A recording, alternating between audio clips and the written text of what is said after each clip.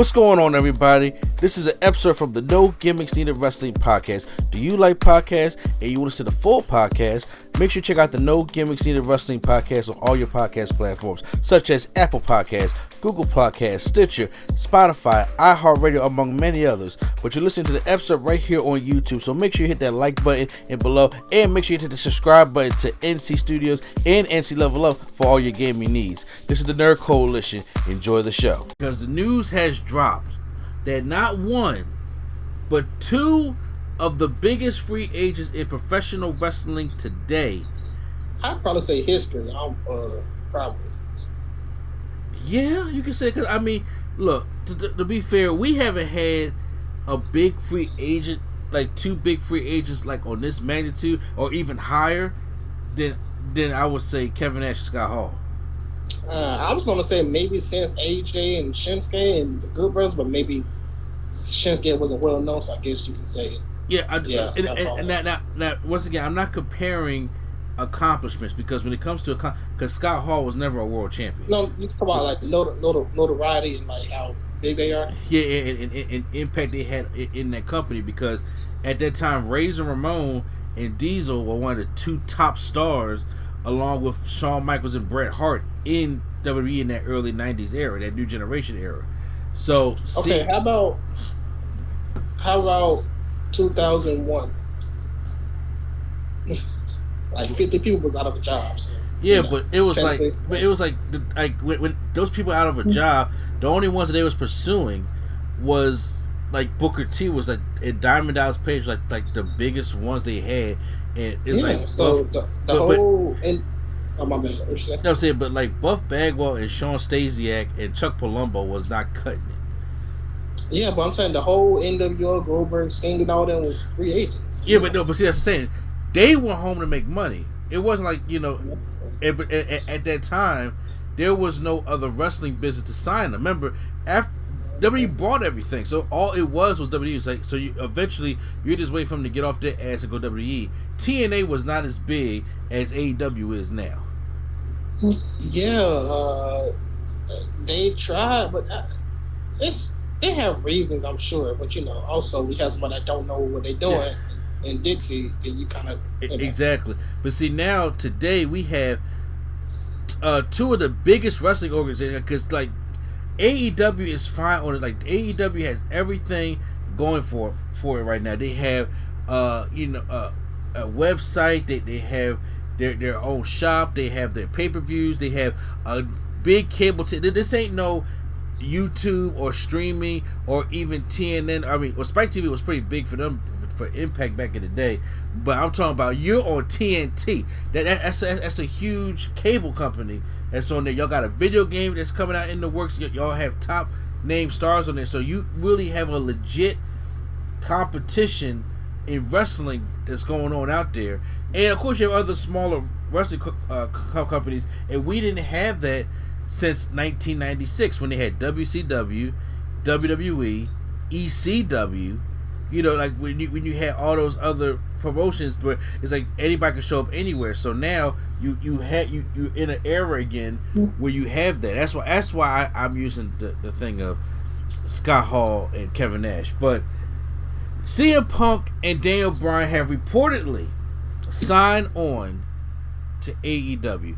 This is massive for AEW, and this is just massive for anybody who's a huge fan of professional wrestling, because right now, just having I'll start with CM Punk. Just having these guys on the roster alone helps bring up the value of AEW. And this is honestly, if he was just a commentator, I would still be happy. I'd be like, okay. Yeah, I would, but I do think like now CM Punk is great on the mic. And I know, obviously, especially with him being 42 years old, I know that he would probably do a lot of talking. But if Sting is 60-something years old, still out there being Sting, I truly think that CM Punk can take some time to knock the ring rust off. And this is also going to come on the heels, because in August 13th, I believe, we're getting the Rampage show on Fridays. Mm-hmm.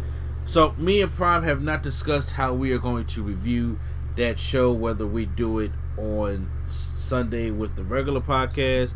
We can't do it with the Wednesday Night War if it's going to be its own review.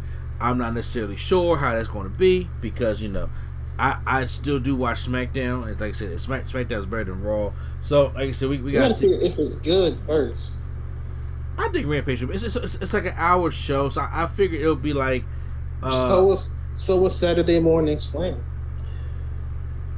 But that was WWE, though. Okay. that was the... So was Thunder. Was Thunder an hour or 2? 2 hours. Oh, okay. See, the difference is like this. I think AEW will handle this like a SmackDown, but I also think that because I like they already have 2 YouTube shows in Dark and what was it Elevation, where all of their roster who does not get too much screen time, from your Sonny Kisses to your Joey Janela's to those kind of people, are there having matches. So Rampage, I think Rampage is going to be another storyline show, but it'll just be to focus either on some of the lower storylines that don't get much time on Dynamite, because obviously Dynamite is going to be headed for your main event stuff. But if you have Rampage, like I think, like for instance, we've seen Dynamite for the past 2 weeks, but it's like maybe Miro could do more on Rampage also to help. Like he could be like the main eventer of Rampage. Yeah, it could be like that. So when it comes to TNT Championship, especially because we haven't had too many TNT Championships on TNT since Cody had the belt. So you can start doing more of those. You can actually start doing more with the Tag Team Championships. You can actually start like I would like to see more Private Party. That's what I was gonna say. Yeah, not just to see them in Matt Hardy's stable.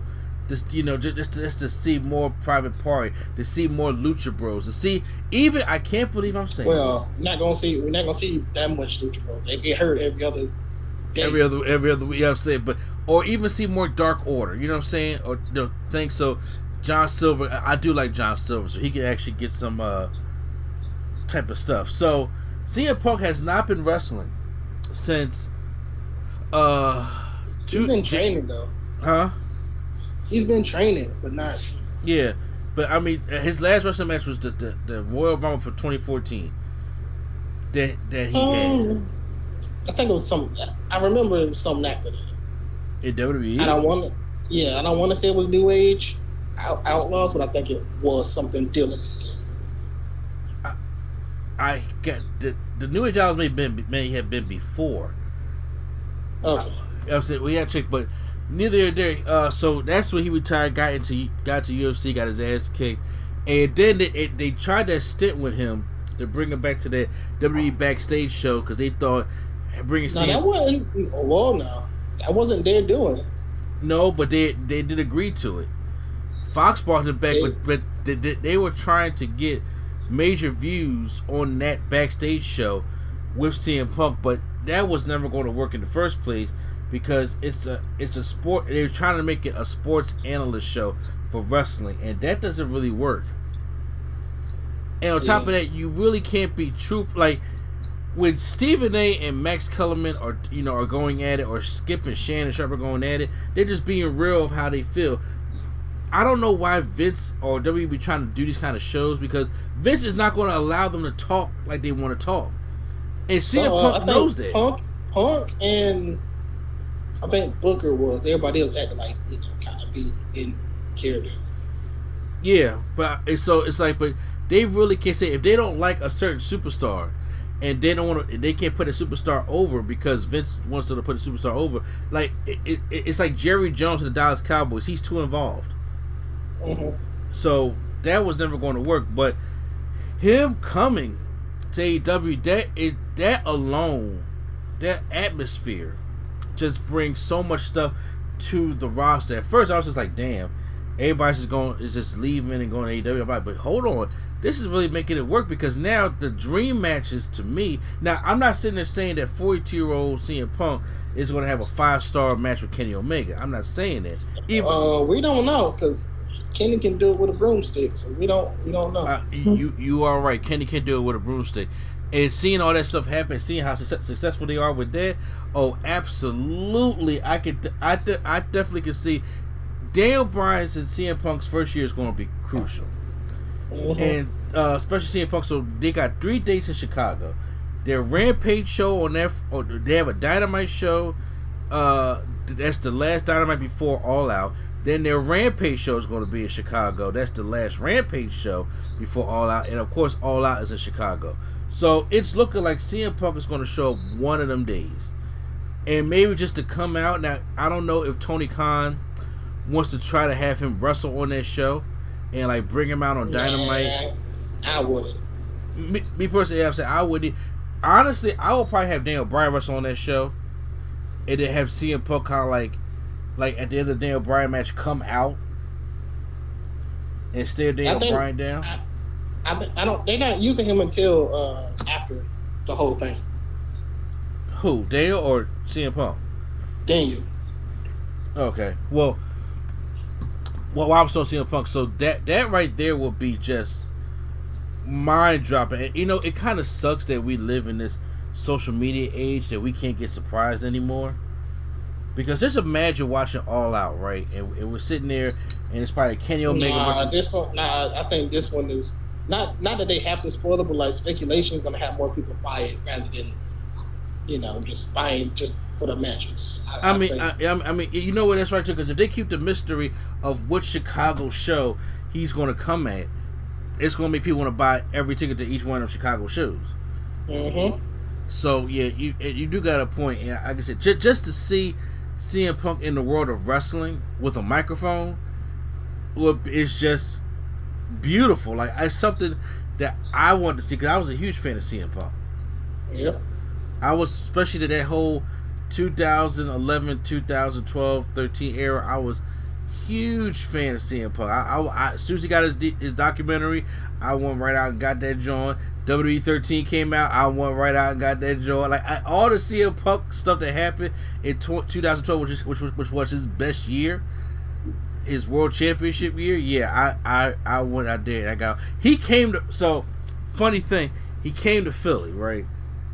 Mm-hmm. He came to Comic-Con, and I never been to a comic. This is before I started going to Comic-Con, and I remember I wanted to go. I was like, "Yo, CM Punk coming to Philly. We gotta find a way to get to Comic-Con." I never been to one before. I never knew how it was. When I looked on there to get tickets, bruh, I couldn't afford that. Especially at that time, Comic-Con was expensive. So it was great because next year, my wife, was a girlfriend at that time, she finally got me tickets for the first time to go to a Comic-Con. I was so excited. But CM Punk was the year before. I wanted to go because he had a whole panel where he was speaking honest, talking to the Philly crowd, and then he was obviously taking pictures. And they had a joint thing where CM Punk would take your picture with Stan Lee. Oh, that's that he was doing because you know how much of a fan CM Punk. He comes out and says it's clobbering time all the time.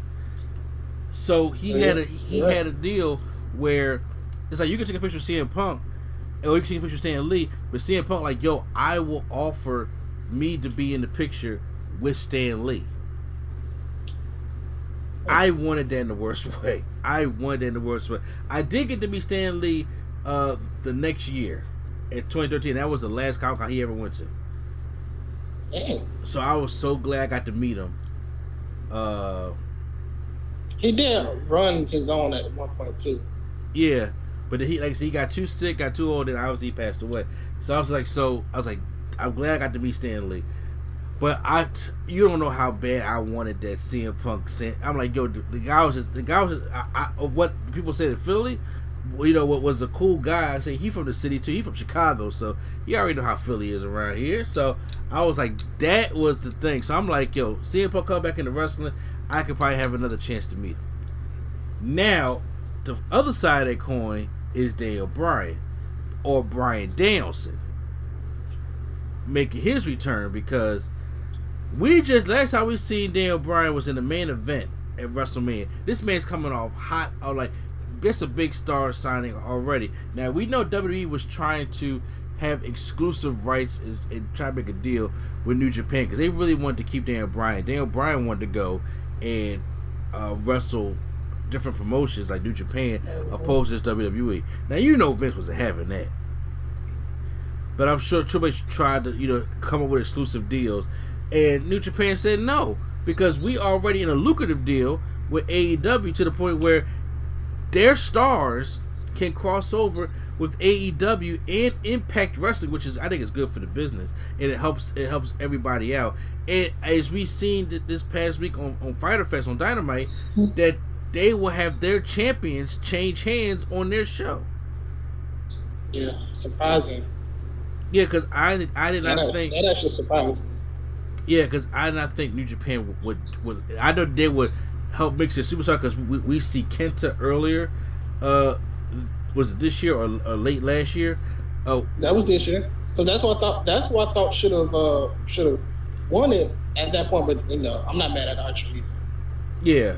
So seeing Kenta, I was like, okay, so they'll obviously have their New Japan stars come and put, because didn't Jeff Cobb come at the end of Slammiversary on Impact? No, not Jeff Cobb. It was somebody from, Jay White. Jay White, yeah, came. My bad. Yeah, came at the end of the show. So when it comes to that Impact AEW, he came in and he got a black Bullet Club member. Oh, okay.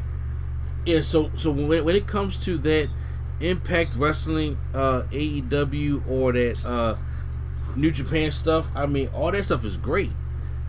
It's good for the business. So WWE's the only one that's missing out on that bullshit. So Daniel Bryan, like, yo, I'm going. Now Daniel Bryan, it's like I want to see Daniel Bryan in all the matches. Like I want to see Daniel Bryan and Kenny Omega. I want to see Daniel Bryan and Adam Page. I want to see Daniel Bryan and Sammy Guevara. Daniel Bryan and MJF. Like, I'm not talking about the people that Daniel Bryan has fought before in WWE at a time before. I'm talking about all these new. So you're not gonna be ready for that Daniel Bryan Christian Cage special? Like, fuck that, man. I don't want Daniel Bryan Matt Hardy. I don't want no Daniel Bryan and no knees Matt Hardy, man. I want Daniel Bryan and like Darby Allin, Daniel Bryan, Lance Archer, like those homegrown AEW talents, like. I've seen. I think I maybe wouldn't mind Dan Bryan and Cody again, because I think they barely even touched the WWE. No, because he would not win. Oh, you're right on that one. You're right on that one. But just all the possibilities that Dan Bryan can do, I think will be just dope. So that is something that I am really looking forward to and excited for. Now they have a show in New York at the what arena is that? It's not Madison Square Garden. Arthur Ashe Stadium. You said the what stadium? Arthur Ashe Stadium. At the Arthur Ashe Stadium in New York. So it's I don't know if is it a regular Dynamite or is it one of the special shows? It's one of the special shows, but it's like it'll be their biggest attendance ever. The biggest attendance? I know it's supposed to be like 20 for anything. Supposed to be how much? Like 20,000? I think so. Yeah, so that right there is so, what is. I mean, I personally would have. Huh? I personally would say that for a pay per view, but I personally would have said that for a pay per view, but sure, regular show. I mean, I would too, but then once again, if the CM Punk is thinking about coming on the mix, also obviously you will bring CM Punk out for All Out for Chicago. But it's like, do you really want to wait all the way down to Revolution to bring in Daniel Bryan if he's available? So you probably try to bring in the biggest show you got, and then you can build up to Daniel Bryan having a match. Like if Daniel Bryan comes out on that September show, it's a possibility that he. So when is All Out? August or September? It's August. Oh, I thought it was September. Okay. Well, it could be early September. Okay, neither here nor there. September 5th or something. So yeah, because Dan Bryan comes after that, then you build him up for a match for Revolution. You never know. I think if that's the case, CM Punk and Daniel Bryan probably be the first ones to start it all. Because CM Punk had to go in the ring with somebody he comfortable with first. Not always. He's not rusty. He's not rusty, so he'll be. I have not seen CM Punk in the ring yet, so I don't know if he rusty. No, or not. Are you talking about? Oh, I thought you meant. Sorry, I thought you meant. No, Dan Bryan not rusty. I'm talking about CM Punk. When you said comfortable, I thought you meant. Okay, sorry. No, I'm talking for CM Punk side. I don't know. No, I mean Dan Bryan getting in the ring with Kenny Omega right now, or Will Ospreay, even though he's not part of AEW. But I'm just saying. But even Dan Bryan going to do some stuff for New Japan. That's what I would love to see also. Colt. What about Colt? What about who? Colt. Boom, boom. Oh, you know what? I think that would be unique. I would love to see Colt Cabana and CM Punk do something. That would. They might, but I don't think so. You don't think so? He probably still mad. Oh, CM Punk, come on, man. He do hold grudges though. CM Punk do hold grudges like it ain't nobody's fucking business. I was like, yo, bro, I need you to fucking get over this, John. But who am I here to say? So that is that. Look, I am beyond excited. I think this does great things for the wrestling industry.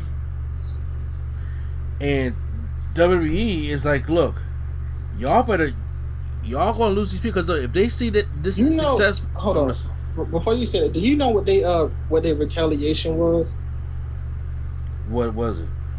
It was like, oh, we lost Punk, we lost Bryan. Let's get back Strowman.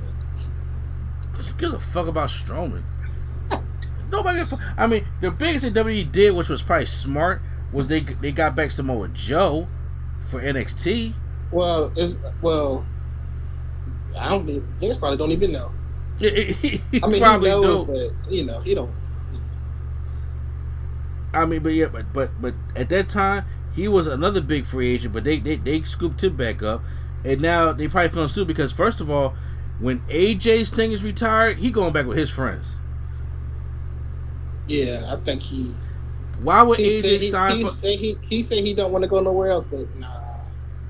Yeah, he said that now, but I don't think he thought the good brother. I mean, like, look at the stuff that is going on in AEW. If AJ like, okay, look, I can retire from WWE, I can have a Hall of Fame. I had a Hall of Fame career already, but it's like when his contract is up, when Shinsuke's contract is up, when Cesaro's contract is up, I can see them all jumping ship. He just got a 5-year. He ain't going nowhere. Who? Cesaro. He got. Oh yeah, but if they release him, shit. No, when I say just signed, I mean like after Roman. Damn. Yeah. Shit. Damn. I don't know. Tell you whatever. Well. But Shinsuke Nakamura though and AJ Styles, I could definitely see them just go jumping ship, and so they can have some cool stuff with them over AEW, especially if they're gonna have 2 shows. Because I think Rampage may be a success, where they may bump it up for a 2-hour type deal. Maybe, or they'll move it up because it still is late, so they might not get the views that they want because it's late. Yeah, it's supposed to come on like after Smackdown, right? Like at 10 o'clock. Yeah. Yeah, so it might not, depending on. So, final thoughts on it before we move on to the other stuff. I'm just ready. Oh, I know you're ready. Yeah, I think it's gonna be glorious. Oh, speaking of glorious, I know he probably gonna leave too. Well, his contract is up.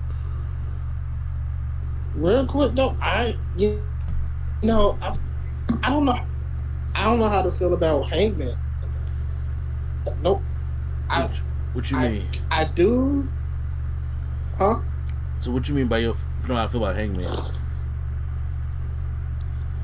Because if he wins, I don't want to see him versus Punk. Like for Punk's first feud, but I don't want to. I don't think Punk goes into the championship scene. I think I think Daniel Bryan goes to the championship scene.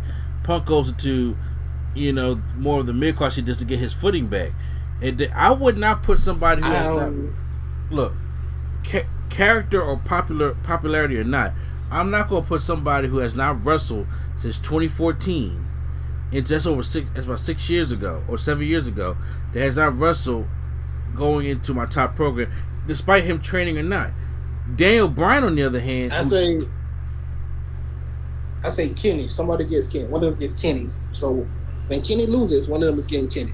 Yeah, I see CM Punk can give Kenny Omega, and then you can give Daniel Bryan Adam Page, and then you can start Daniel Bryan there for the championship, and then when CM Punk's like, oh snap, he can still have a decent match with Kenny Omega because he can have a match with a broomstick, and he's getting his footing back. It's kind of like Miro. It's like, okay, Miro first came in there, he was the best man. He started doing all this other bullshit, but now he's where he belongs, right there. He's a champion, and he's a very dominant. He let that Kip Sabian shit go. But at the beginning, it's like, no, let's get your footing back, together. That definitely was not a Miro thing. Say what? I don't think that was a Miro thing. I think that was a booking thing. They just didn't know what to do. I mean that too, but now we can see how much of a dominant he can be. So I'm just saying I can see the same going for CM Punk. You just give him these mid card feuds that are high mid card feuds, Moxley and then Omega, QT Marshall, just throw him in there. Who we talking about? Who we talking about? I'll play. I'm not gonna put CM Punk in there with QT Marshall. Oh, okay. See, any of them names, I was like. But or even like CM Punk versus Malachi Black, that would be dope. Yeah, that would be dope. And then you put Daniel Bryan right there with Adam Page in the main event, and they can start their rivalry. But it'll be two big baby faces, so it'll be curious to see how they play that one out.